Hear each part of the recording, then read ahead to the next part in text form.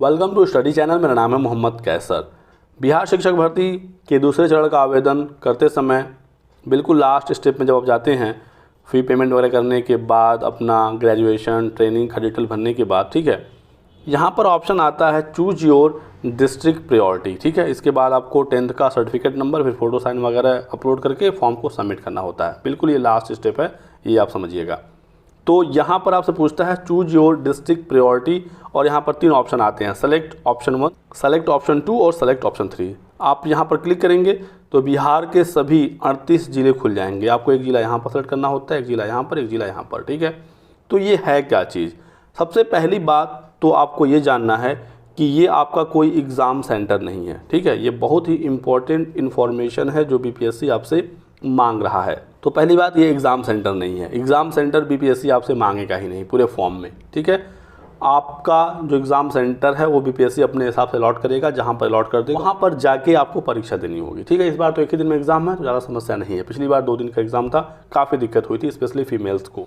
तो ये exam centre नहीं है। तो है क्या ये? तो ये है दोस्तों डिस्ट्रिक्ट प्रायोरिटी, ज़िले का वरीयता।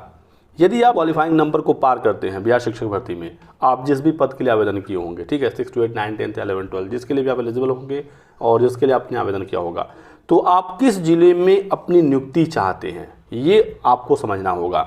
ये आपका प्रायोरिटी है, काफ़ी इंपॉर्टेंट है। पिछली बार बहुत सारे छात्रों ने गलती कर दी थी, जैसे तैसे कुछ भी यहाँ पर सेलेक्ट कर दिया और इसके हिसाब से उनको जब डिस्ट्रिक्ट अलॉट हुआ तो फिर वो परेशान हो गए कि ऐसा कैसे हो गया। ठीक है, बहुत सारे बच्चों ने तो इसको एग्ज़ाम सेंटर समझ के भर दिया और सोचा कि जब रिजल्ट आ जाएगा तब डिस्ट्रिक्ट प्रायोरिटी मांगेगा, लेकिन बीपीएससी डिस्ट्रिक्ट प्रायोरिटी फॉर्म भरते समय मांग लेता है, एग्ज़ाम सेंटर मांगता ही नहीं है।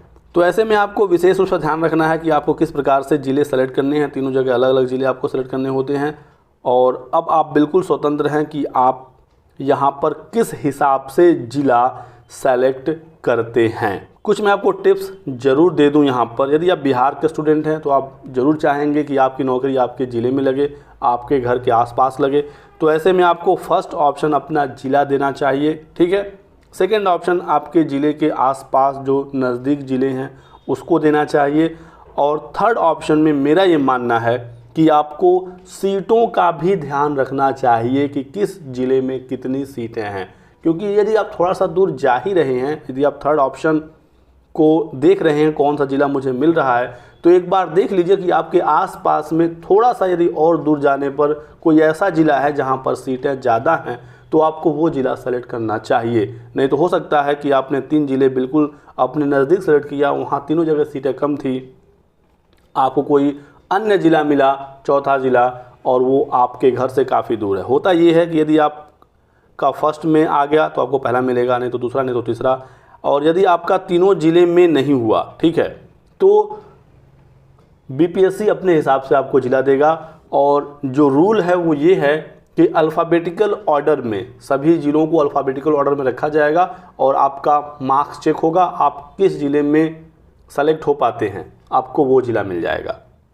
बात को आपने समझा। यहाँ पर एक डाउट आपको ये भी हो सकता है कि क्या 38 ज़िलों का अलग अलग 38 कट ऑफ होगा? तो ऐसा नहीं है। मेन आपका एक कॉमन कट ऑफ होगा, एक आपका कॉमन कट ऑफ होगा। ठीक, तो इस बात को आप समझिएगा। जैसे मान लीजिए 6 to 8 के लिए आपने फॉर्म भरा है, ठीक है, और टोटल 150 का एग्ज़ाम है, 150 नंबर का, 30 नंबर इसमें आपका भाषा है, वो तो फाइनल मेरिट में जुड़ेगा नहीं, लेकिन इसमें आपको 9 नंबर कम से कम लाना होगा। जो मेरिट आपकी बनेगी वो 120 की बनेगी, 40 जीएस 80 विषय। ठीक, तो 120 का ये आपका पेपर है। मान लीजिए कि कट ऑफ गया 80 नंबर, मान लेते हैं, ठीक है, 120 में 80 नंबर। अब 5 अलग अलग विषय हैं, सबका कट ऑफ अलग होगा, लेकिन एक मैं एग्जाम्पल के तौर पर मान रहा हूँ 80, यदि आपको ज़्यादा लग रहा है चलिए 70 कर लेते हैं। ठीक, 70 मान लीजिए कट ऑफ गया। ओके, अब यहाँ पर यदि आप 70 या इसके ऊपर नंबर पाए हैं तो आपको कोई ना कोई ज़िला जरूर अलॉट होगा, ये 100% है। यदि आपने कट ऑफ को पार किया तो आपको कोई ना कोई ज़िला जरूर मिलेगा। लेकिन यहाँ पर एक बात का और ध्यान रखना है कि 38 ज़िले हैं, हर ज़िले से ही रिक्तियाँ आई हैं, हर ज़िले में सीटें लिमिटेड हैं, कुछ संख्या होती है। मान लीजिए आपने जो फर्स्ट ज़िला सेलेक्ट किया, मान लीजिए आपने पहला ज़िला सेलेक्ट किया पटना। ठीक, पटना में है 1000 सीट और पटना को चुना है बच्चों ने 2000 लोगों ने पटना को प्रेफरेंस के रूप में डाला है। तो आप ये बताइए कि 2000 लोगों को क्या पटना मिल सकता है? नहीं मिलेगा। 1000 को ही तो पटना मिलेगा, क्योंकि उतनी ही सीटें वहाँ पर हैं। तो इन 2000 में से किन 1000 लोगों को पटना मिलेगा, आप बड़े आसानी से समझ सकते हैं कि जिनका नंबर बेहतर होगा उनको पटना मिलेगा। तो 1000 लोगों को मिलेगा, आरक्षण वगैरह यहाँ पर भी सब कुछ सेट करके ही होगा, और 1000 लोगों को नहीं मिलेगा। ठीक, तो इस प्रकार से यदि हम देखें तो अलग अलग 38 जिलों का भी एक कट ऑफ हो जाएगा, लेकिन एक मेन कॉमन कट ऑफ पहले होगा और उसके बाद फिर जब डिस्ट्रिक्ट अलॉट होगा तो हर जिले का भी एक कट ऑफ बन जाएगा ऑटोमेटिकली। लेकिन यदि आप कट ऑफ को पार करते हैं, 70 कट ऑफ है, आपने 70 कट ऑफ पार किया, तो इसका मतलब है कि कोई एक जिला जरूर है जहां का कट ऑफ 70 है। यदि किसी जिले का कट ऑफ 70 नहीं है तो कॉमन कट ऑफ भी 70 नहीं होगा, फिर वो 71 या 72 होगा। ठीक है, आपने समझा? यानी कि जो कट ऑफ है वो किसी एक जिले का तो जरूर होगा, और कहीं नहीं मिलेगा तो आपको वो जिला जरूर मिलेगा। तो इस प्रकार से आपको देखना है। और आपको कैसे पता चलेगा कि किस जिले में कितनी सीटें हैं, तो सब कुछ वेबसाइट पर अवेलेबल है, मैं दिखा देता हूं। पहले बात कर लेते हैं अदर स्टेट वाले छात्रों के लिए भी, कि अदर स्टेट वाले कैसे सिलेक्ट करें। अब अदर स्टेट वालों की मैं बात करूं तो आपको तो अपने राज्य में नौकरी मिलना नहीं है, मिलना तो बिहार में ही है, जो 38 जिले हैं।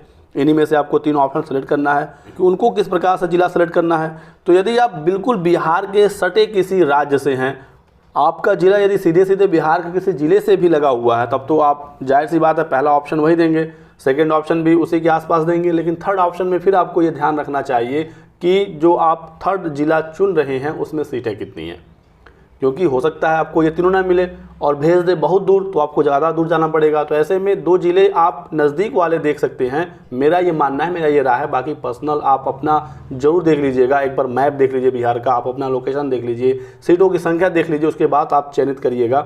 लेकिन रैंडमली कहीं पर कुछ भी क्लिक मत करिएगा, ठीक है। जैसे यूपी की बात है, यूपी के बहुत सारे छात्र बिहार में फॉर्म भर रहे हैं। अब यूपी का जो गोरखपुर है ये बिल्कुल सिवान और गोपालगंज से लगा हुआ है, तो आप इन दोनों को ले सकते हैं पहले दूसरे पर, और तीसरे पर फिर आप सीटों की संख्या के हिसाब से जा सकते हैं।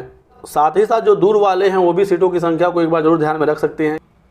जो ट्रेन का रूट वगैरह है वो कैसा है, कहाँ पर आपको आसानी से रूट मिल जाएगा, कौन सा जगह अच्छा है, और सीटों की संख्या के हिसाब से आप नज़दीक वाला भी देखिएगा कि नज़दीक कौन सा है, सीटों की संख्या कहाँ पर है, क्योंकि हो सकता है काफ़ी दूर आपको भेज दिया जाए। बिहार भी कोई छोटा राज्य तो है नहीं, तो आपके लोकेशन से कौन सी जगह बेहतर है, सीटें कहाँ पर कितनी हैं, इस हिसाब से आप देख सकते हैं। बाकी मैं दिखाता हूँ कि सीट आप कैसे चेक करेंगे। तो ये है ऑफिशियल वेबसाइट, सारा कुछ यहाँ पर अवेलेबल है, मैं आपको दिखा देता हूँ। आपको पता है कि दूसरे चरण में पदों की संख्या काफ़ी बढ़ गई है, 50 से अधिक पद और ऐड हो गए हैं, उस संबंध में यहाँ पर इंफॉर्मेशन है। और 4 नवंबर को बीपीएससी ने नोटिस जारी किया था। 6 to 8 की बात करें तो आप देख सकते हैं डिस्ट्रिक्ट वाइज वैकेंसी यहाँ पर है, ठीक है। 9-10 का आप देखिएगा कि पहले जो वैकेंसी आई थी उसमें सीटों की संख्या कम थी, 11-12 में भी कम था, बाद में और पद ऐड हुए हैं। तो जो नई वाली वैकेंसी उसमें भी देख लीजिएगा कहाँ पर कितनी सीटें ऐड हुई हैं। नए वाले का नोटिफिकेशन आपको यहाँ पर देखने को मिलेगा, ठीक है। ये आपका नया वाला जो शिक्षा विभाग के माध्यमिक, उच्च माध्यमिक और कुछ प्राइमरी के पद ऐड हुए हैं, 50,263 पदों की डिटेल यहाँ पर है, तो इसका ध्यान रखिएगा। बाकी 6 to 8 में तो कोई पद ऐड हुआ नहीं है, तो आप इसको आसानी से समझ सकते हैं। तो आप देख सकते हैं यहाँ पर ये लिस्ट आ गई है 6 to 8 के लिए। यहाँ पर सबसे पहले गणित विज्ञान का बताया गया है, ठीक है। टोटल आप देखेंगे तो सभी 38 ज़िले, ठीक, देखिए ये 38 ज़िले हैं, और कहाँ पर कितनी सीटें हैं कैटेगरी वाइज भी बताया गया है, और टोटल भी आपको देखने को मिलेगा। जैसे देखिए अररिया 200 सीट है, अरवल 62 सीट है, औरंगाबाद 583 सीट है। तो इस प्रकार से आप देख सकते हैं कि कहाँ पर क्या सीटें हैं। और ये जो आप लिस्ट देख रहे हैं ये अल्फ़ाबेटिकल ऑर्डर में सेट है। जैसे आप अंग्रेजी में देखेंगे ए से अररिया, अरवल, औरंगाबाद, फिर बी से बांका, फिर बी से बेगूसराय, फिर बी से भागलपुर, बी से भोजपुर, ठीक है, बी से बक्सर, फिर डी से दरभंगा, ठीक है। तो इसी हिसाब से यदि आपके तीनों ऑप्शन में जिला नहीं मिलता है, फिर इसी हिसाब से आपको जिला अलॉट होगा, देखा जाएगा अररिया में मिल रहा है कि नहीं, अरवल में, फिर औरंगाबाद में, ऐसे करके आपको देखा जाएगा। जहाँ पर सीट ज़्यादा होगी वहाँ पर आपको मिल जाएगा। जैसे मुजफ्फरपुर में आप देख सकते हैं सीटें ठीक ठाक हैं, ठीक। तो इस प्रकार से आपको चेक करना पड़ेगा। तो यही कुछ जानकारी आप लोगों को देनी थी। वीडियो पसंद आया तो लाइक और शेयर करिएगा, चैनल को सब्सक्राइब कर लें और हमारे साथ बने रहें। Thanks for watching.